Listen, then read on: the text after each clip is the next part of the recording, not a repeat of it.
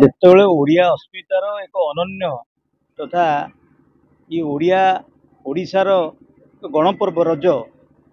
ଯେତେବେଳେ ଆସ୍ତେ ଆସ୍ତେ ଆସ୍ତେ ଆସ୍ତେ ଗ୍ରାମାଞ୍ଚଳରୁ ବିଲୁପ୍ତ ହେବାକୁ ଯାଉଛି, ସେତେବେଳେ ଯାହା ହେଉ ବିଲିପୁଡ଼ା ଗ୍ରାମରେ ବିଲିପୁଡ଼ାର କିଛି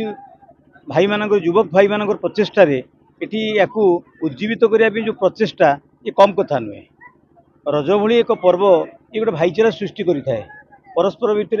छोट पिलाठू आरंभ करी बुढ़ा पर्यंत युवकठू आरंभ करी युवती पर्यंत समस्त मध्य जो रजर जो आनंद से आनंद आस्ते आस्ते आस्ते आस्ते ये आधुनिक जुगे विशेषतः आमर ग्रामांचल ही रज थिला से ग्रामांचल आस्ते आस्ते अपसरी जीव बसी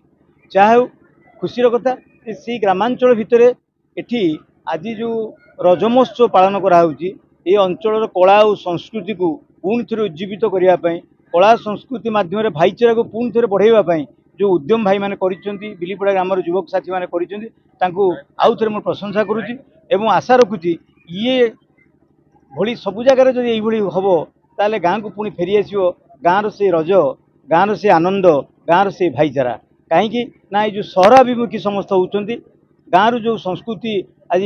अपसरी जाऊँगी से संस्कृति निश्चित भाव पुणी फेर यही भाव युवक मान प्रचेषा निश्चित फेर। आज्ञा देखो तो रज महोत्सव के गोटे हूँ ओडार जो गणपर्व ये गणपर्व पूर्वर वक्ता मान भी कहते रज मंच जे आगुरी जमी रज पर्व होता से भाया रज पर्व ना तेणु आमर उद्देश्य जे रज पूर्व भली हो रज एक भाईचारा पर्व और यही पर्व विशेष करके जो युवक मैंने अच्छा कबाड़ी खेलती और युवत मैंने पुंची खेलती ये भाव वयस्क मैंने जो मैंने अच्छा ताश खेलती यही कथा आज ना आम बयस आम जो पिला थिलु जो रज महोत्सव कहले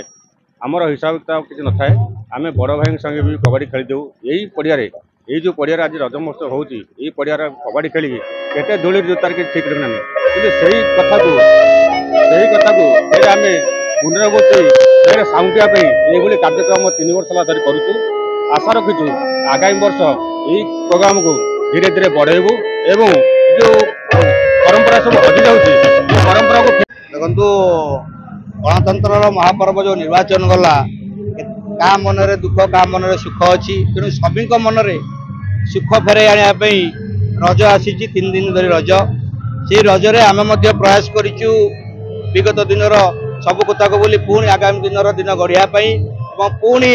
समस्त मनरे हस खुशी भरी देवाई एक बिलीपड़ा ग्राम रज महोत्सव कराई तेणु रज महोत्सव मुख्य उद्देश्य है लोक मनरे परंपरा को मन पकेवा एवं ए परंपरा रे छोटू बड़ पर्यंत समस्ते माने भाग नहीं पारे यह एक निरा प्रयास एठारे तेणु रज ये रज महोत्सव आसंता काली सकाळ निश्चित समस्त